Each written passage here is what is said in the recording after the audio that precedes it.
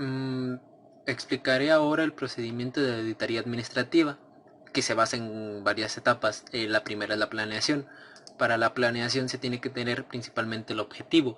Es donde se define principalmente el propósito de la auditoría administrativa, el por qué se va a realizar. Después están los factores a revisar. Como la primera medida es necesario, pero como va a ser la primera medida, esta se tiene que determinar los factores que se consideran fundamentales para el estudio de la organización. Estos se dividen en dos vértices, el procedimiento administrativo y los elementos específicos que forman parte de su funcionamiento. Punto 3 está las fuentes de información, de donde nosotros vamos a tener que extraer las informaciones. Existen dos tipos, las internas y las externas. El organismo de gobierno, organismos de control interno, los socios, los niveles de la organización, unidades estratégicas de negocio y sistemas de información. Estas son las internas.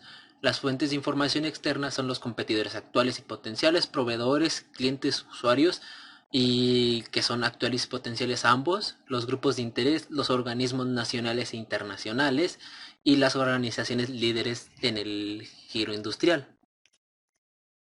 Para la investigación preliminar, en esta etapa implica la necesidad de revisar la literatura técnica y legal, toda clase de documentos relacionados de interés. Para realizar esta tarea en forma adecuada es conveniente tomar en cuenta pues, los criterios. Estos son determinar las necesidades específicas, identificar factores que requieren de atención, definir estrategias de acción, jerarquizar prioridades en función del fin que persigue, descubrir la ubicación, la naturaleza y la extensión de los factores, especificar el perfil del autor y estimar el tiempo y recursos necesarios para cumplir con el objetivo definido. Como paso 5 tenemos la preparación del proyecto. Con base con la información preliminar, que es toda la información que hemos ido recabando, tendremos que incluir estos dos apartados, que es el programa de trabajo y la propuesta técnica. Principalmente el programa de trabajo tiene que identificar el nombre de la auditoría, quiénes van a ser los responsables, el área que se va a estudiar, la clave, las actividades que se generan ahí o los pasos para captar y examinar información, las fases, el calendario, cuánto tiempo va a llevar, la representación gráfica, un formato de presentación y de resguardo de avances, de cómo se va avanzando, el reporte de avance, la periodicidad, tiempo para, que es el tiempo dispuesto para informar avances, la propuesta técnica es el tipo de auditoría que se pretende realizar, el alcance, qué áreas va a aplicar, los antecedentes que son el recuento de auditorías administrativas y estudios de mejoramientos previos, objetivos, estrategias, justificación, acciones, recursos, costos, resultados e información complementaria. Estos son todos los puntos que se tiene que llevar y se tiene que tener en, en vista lo que es la propuesta técnica. También está el diagnóstico preliminar. En esta fase se fundamenta en la percepción que el auditor tiene sobre la organización como producto de su visión. Si bien pues no existen elementos de juicio documentados, existe un acercamiento a la realidad y la cultura de la organización.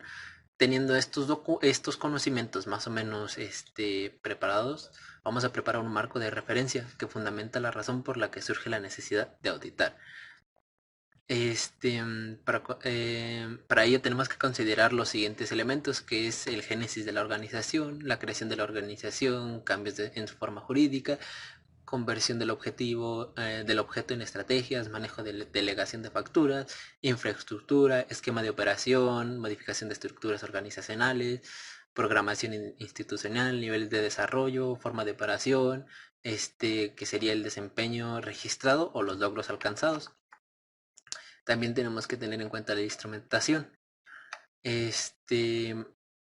Para la instrumentación se procede de la auditoría en etapas, en la cual se tiene que seleccionar y aplicar técnicas de recolección que se estimen más viables, perdón. Para la recopilación de información, nos debemos de enfocar al registro del tipo de hallazgos y evidencias que haga posible su examen objetivo. También de otra manera se pueden incurrir a errores de interpretación que causen retrasos o obligan a recapturar la información, reprogramar la auditoría o en caso a suspenderla. Las técnicas de recolección para recabar la información requerida en forma ágil y ordenada se puede emplear alguna o una combinación de las siguientes técnicas, que es la investigación documental, la normativa, el mercado, la ubicación geográfica, los estudios financieros y ahora prosiguiendo está la observación directa también como tal, que sería como la entrevista o cuestionarios en algunas cosas, las cédulas o la medición. La medición es para consolidar la instrumentación.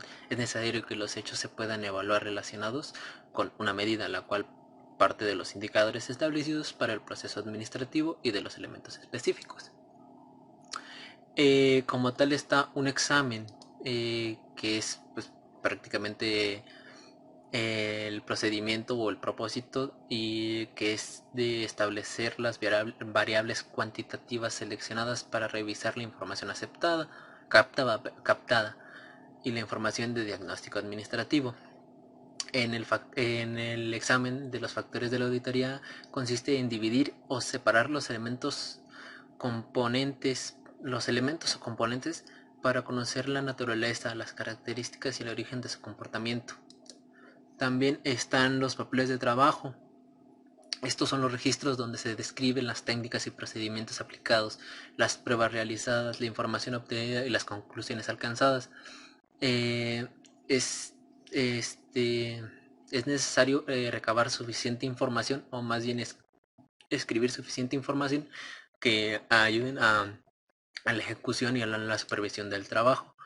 La evidencia como tal, estos son los hallazgos durante el ejercicio de auditoría, por lo que constituye un elemento relevante para fundamentar los juicios y conclusiones que formula la auditoría. Eh, para esto hay tipos de evidencia: la física, la documental, la testimonial y la analítica. Por último está el informe. Para el informe se consiguen, pues, son todos los resultados de la auditoría que identifican claramente el área, el sistema, el programa, el proyecto auditado y el objetivo de revisión, la duración, el alcance, recursos y métodos empleados. Todo esto se tiene que llevar dentro del informe como tal. Las características pues, del informe normalmente tienen que ver con la objetividad, la oportunidad, la claridad, utilidad, calidad y lógica del mismo. Hay algunos aspectos operativos como la introducción, antecedentes, justificación, objetivos, estrategias, recursos, los costos. Al final, después de los aspectos operativos, está el seguimiento. El seguimiento en sí es después de seleccionar y presentar pues todas las alternativas de tipos de informe congruentes, con las prioridades definidas, habiendo de definir los aspectos operativos y lineales generales. Para preparar la propuesta de implementación, se conviene concentrarse en el seguimiento. Pues en este sentido el seguimiento pues no se limita a determinar operaciones o definiciones, sino a aportar elementos de crecimiento para la organización, pues lo que termina siendo posible verificar que las acciones propuestas como el resultado de las observaciones pues se lleven a la práctica en los términos y fechas establecidas conjuntamente con los responsables del área, ¿verdad? Facilitar al titular de la organización pues, la toma de decisiones y constatar las acciones que se llevaron a cabo para la implementación para implementar las recomendaciones. También al final la revisión, un nuevo informe referente al grado y en forma en cómo se atendieron pues, el seguimiento pues se debe presentar